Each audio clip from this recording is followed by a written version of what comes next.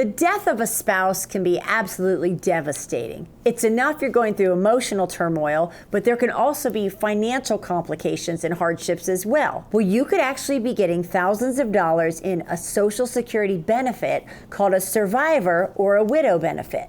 And there's certain rules around this benefit that could increase the amount you get each month, or it could decrease the benefit amount. So in this video, we're going to look at survivor benefits, who qualifies, and how much you could actually receive.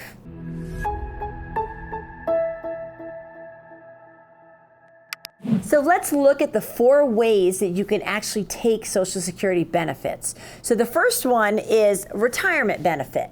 Now this is going to be based on your own work record. So this means you've worked for at least 40 quarters.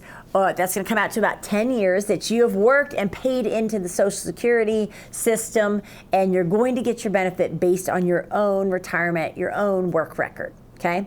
Next, we have spousal. So spousal benefits, maybe you did not work for 10 years, you don't have your own 40 quarters, or maybe you just didn't make enough or make a lot, so you want to draw from your spouse or your ex-spouse. So you're actually going to get 50% of your spouse's or ex-spouse's benefit, what they're eligible for. And both the retirement and the spousal, you can take these as early as 62 years old. Okay, so everyone has a full retirement age where you're going to get 100% of your benefit, but you can start taking as early as age 62. Just know you will be penalized, and they will deduct the amount you're going to get every month the earlier you take. On the other side of that, you can also let that grow and not take at your full retirement age. You can keep letting it grow up until age 70 to get the maximum amount. Okay. Now in this video, we're going to look at survivor benefits. So this is for someone who has lost a spouse or an ex-spouse, and you can get 100%, up to 100% of what that person would have been eligible for when they passed away. So that's what we're going to focus on today. Now these benefits can be taken a little bit earlier. These can start to be taken at age 60, okay? So age 60, and if you have a disability, actually you can start taking these as early as age 50, okay? And then lastly, we have disability Social Security benefits, and that's for someone really, this could be any age. They have an emotional, mental, or physical disability where they're eligible to get Social Security benefits. But again, in this video, we're going to look at the survivor, also known as widow or widower benefit. Now, who are the groups of people who would be eligible to start taking survivor benefits? So first of all, obviously, we have someone who has lost their spouse or their ex-spouse. And there's certain rules around this that we'll go a little bit deeper into in this video. Also, children could qualify for survivor benefits. So if the children are 17 years or younger, or if they're 18 or 19 years old, but they're still in full-time school. So they'd have to be in K through 12 in school full-time. If they're 18 or 19 years old, they would also qualify to get survivor benefits if they've lost a parent, okay? Now also an adult of any age that is caring for a child of someone who's deceased that is 16 years or younger, or if they have a disability they've disabled before age 21. Okay, so for example, let's say that a man passes away, he's 68 years old, his wife was only 49 years old, he's married to someone younger, and she's caring for their 10-year-old child. So it doesn't matter that she's not 60 years old, she's younger, she can still get survivor benefits because she's caring for a dependent that is less than 16 years old, okay?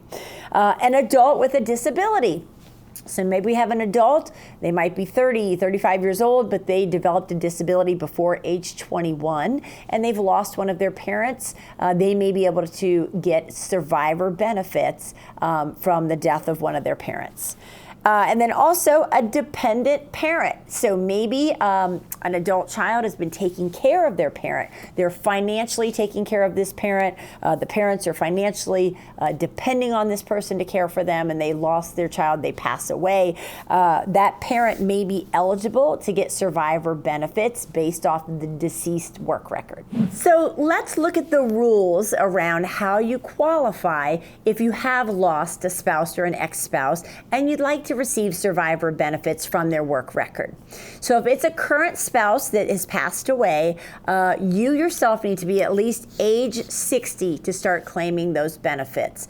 Now remember, you can claim those as early as age 50 if you have a disability, and your full retirement age is going to come into play. So even though you can start taking these benefits as early as age 60, you will get less of a benefit than if you wait till your full retirement age. Okay, so now this current spouse, you had to have been married to them for at least 9 months or longer when they passed away. Okay, so married for at least 9 months or longer.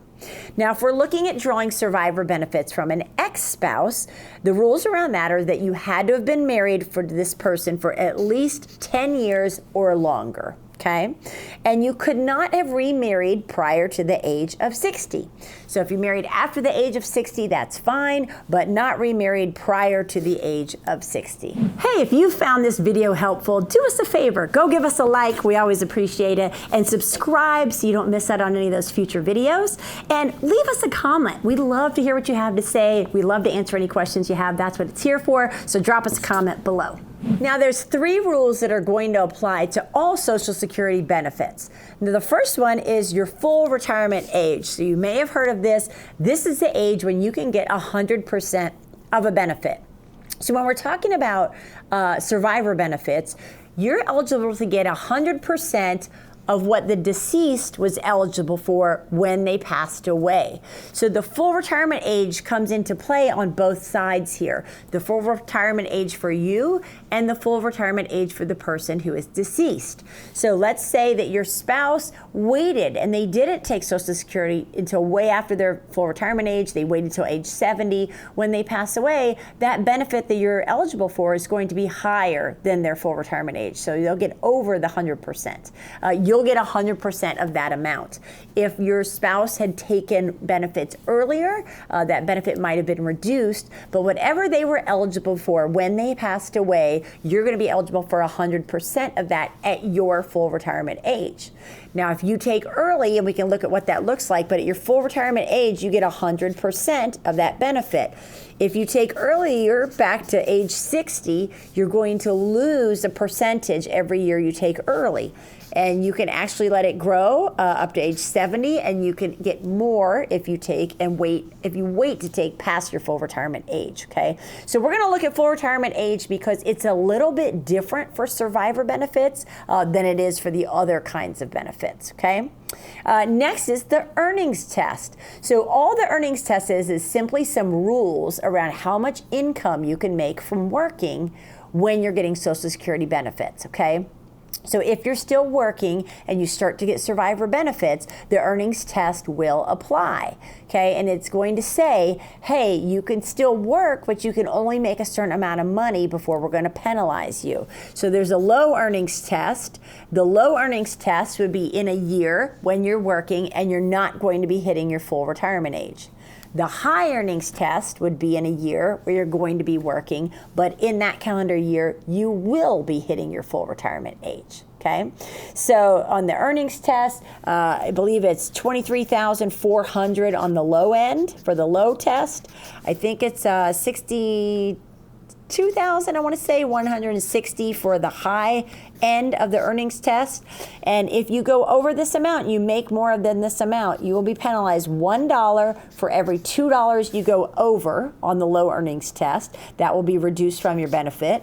For the high earnings test, you'll be reduced $1 for every $3 you go over. That will be reduced from your benefit, okay? And that's not a forever penalty, that's just in that year because you were making over the allowed amount, okay? So just something to know, if you're going to start to take these survivor benefits and you're still working, you want to dig in and make sure you're educated on that earnings test.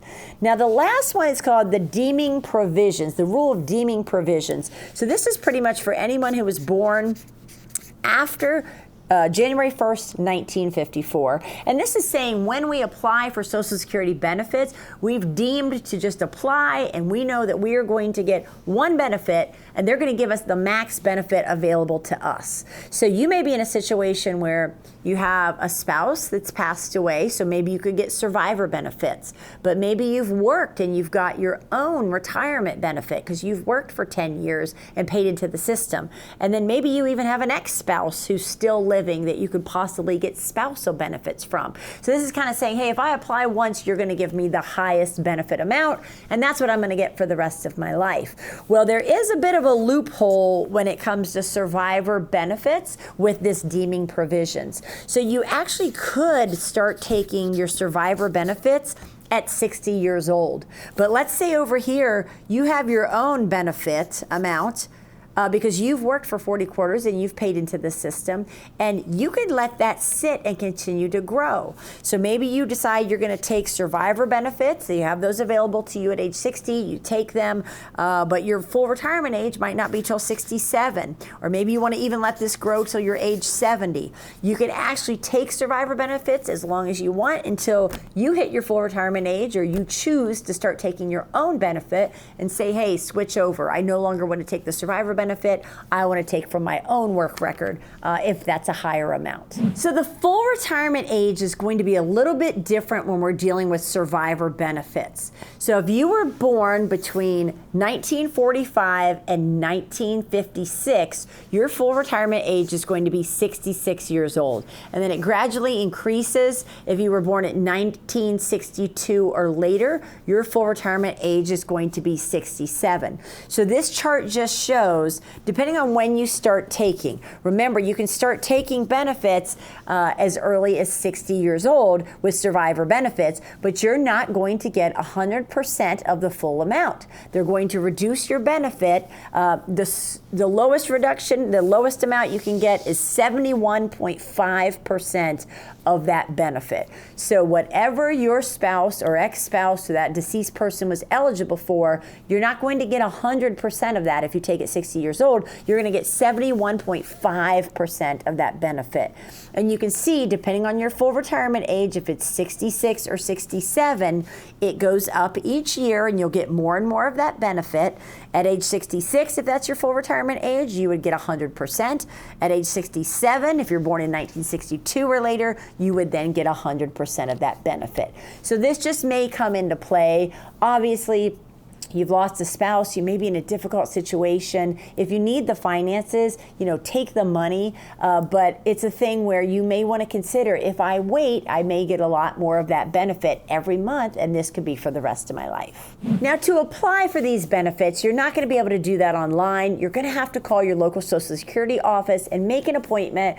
Could be on the phone, but it's probably going to have to be in person because you're going to have to show some documentation. Probably a death certificate. You're going to have to show a marriage license or a divorce decree, depending on how you're getting those survivor benefits. But definitely take the time to get those benefits that are due to you, and don't hesitate applying maybe just because you don't have all the paperwork. I'm pretty sure that they backdate these benefits from the date of application, not from the date of death. So you want to make sure you apply as soon as possible so you can get the ball rolling on getting these survivor benefits.